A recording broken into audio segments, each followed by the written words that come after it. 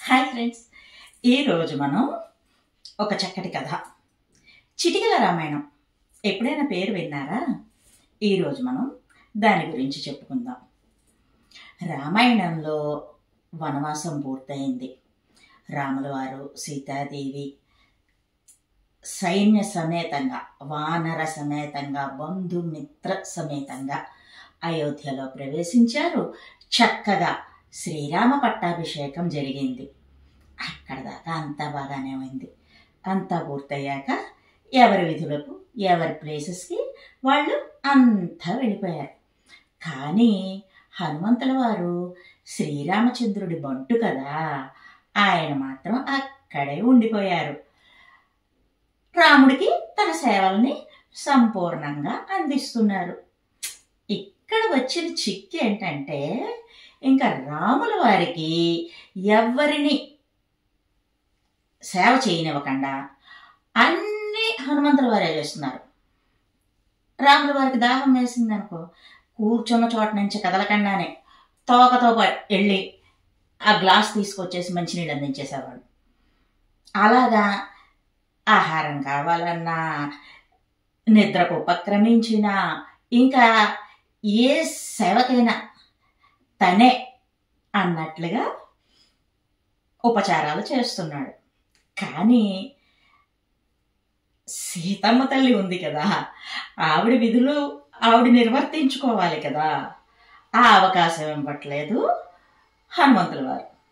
దాంతో ఇది గమనించి ఈ లక్ష్మణ భరత శత్రుఘ్నులు సీతమ్మతో కలిసి, అయ్యో ఈ ఇబ్బంది మాకు కూడా ఇబ్బందిగానే ఉంది, మేము కూడా అన్నయ్యకి ఏ సేవ చేయలేకపోతున్నాం వదిన, దీనికి ఒక పరిష్కారం ఆలోచించాలి అనుకుంటూ అందరూ కలిసి హనుమ దగ్గరికి వెళ్ళారు. ఏంటైనా మీకేం కావాలి అని అడిగాడు హనుమంతుల వారు. ఏం లేదు, చిన్న రామకార్య నిమిత్తమై మాకు నువ్వు సహకరించాలి అన్నారు వాళ్ళు. రామకార్య నిమిత్తమా? నేను సహకరించకపోవడం ఏమిటి?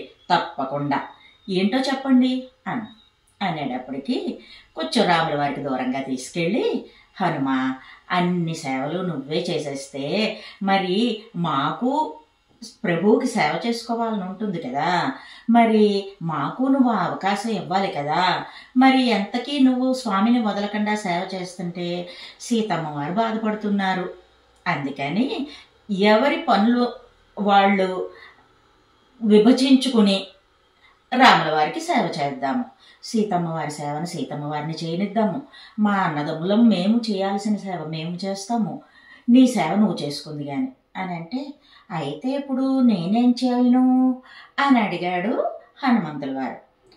ఒక పని చెయ్యి, నువ్వు రాముల వారు ఆవులించినప్పుడల్లా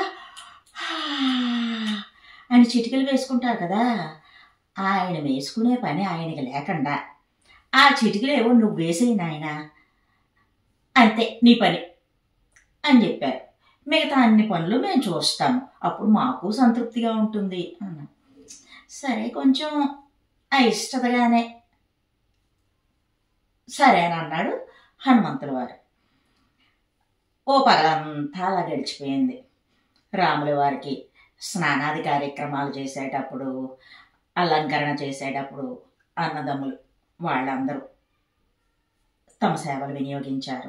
ఆయనకి భోజనం చేసేటప్పుడు స్వల్పంగా కునుకు తీసి నిద్రాదేవిని ఆహ్వానించినప్పుడు రాముల వారు ఆ సమయంలోనూ సీతాదేవి ఆయనకి సేవలు చేసింది. రాత్రి అయింది. రాత్రి అవడంతో ఈ రాముడు సీత దంపతులిద్దరూ శయనాగారం చేరారు. తలుపులు వేసేసుకున్నారు. అంతే. ఇంకా హనుమంతుల వారికి అప్పటి వరకు రాముల వారిని చూస్తూ ఎప్పుడు ఆవులిస్తాడా ఆయన, ఎప్పుడు చిటికలు వేద్దామా అని చూసుకుంటూ ఆవులెంత వచ్చినప్పుడల్లా చిటికలు వేసేవాడు కదా, ఇప్పుడు రాముల వారు తలుపులు వేసుకుని లోపల కూర్చుంటే ఆయన ఎప్పుడు ఆవులిస్తాడో తెలియదు, తను ఎప్పుడు చిటికలు వేయాలో తెలియదు. దీంతో పెద్ద కన్ఫ్యూజన్లో పడిపోయాడు ఆయన. అయిపోయింది. కానీ వాళ్ళు చేసుకున్న ఒప్పందాన్ని అతిక్రమించకూడదు కదా, అందుకని గది బయట కూర్చుని ఆయన ఎప్పుడు ఆవలించినా సరే తన చిటికలు ఉపయోగపడతాయని బయట కూర్చుని చిటికలు వేయడం మొదలుపెట్టాడు హనుమంతుల వారు. అలా చేసేటప్పటికి ఇంకా రాముల వారికి అనుకోకుండా అలా ఆవలింతలు వస్తానే ఉన్నాయి. ఆయన అసలు నిద్రపోలేదు. చాలా ఇబ్బంది పడ్డారు. ఇదంతా గమనించి అయ్యయ్యో మనం మన కోసం ఆలోచించుకున్నాము సేవ చేద్దామని, కానీ దానివల్ల రాముల వారు ఇబ్బంది పడుతున్నారు, ఇది కరెక్ట్ కాదు అని చెప్పి మళ్ళీ అందరూ సమావేశమై, హనుమ నీ సేవలు నువ్వు చేసుకోవయ్యా, నీకెంతకాలం చేసుకోవాలనుంటే అంతకాలం నీ తృప్తి తీరా సేవలు చేసుకో అని చెప్పేసి మొత్తం బాధ్యతలు ఆయనకి అప్పగించేసి వీళ్ళందరూ నిష్క్రమించారు పక్కకి.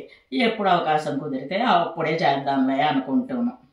అదర్రా చిటికెల రామాయణం కథ, చిన్న కథ, తమాషా కథ, బాగుంటుంది కదా. శ్రీరామచంద్రుల వారిని ఏదో ఒక రకంగా స్మరించుకోవాలి. జై శ్రీరామ్. మరో మంచి కథతో మళ్ళీ మీ ముందుకు వస్తా. Bye bye friends.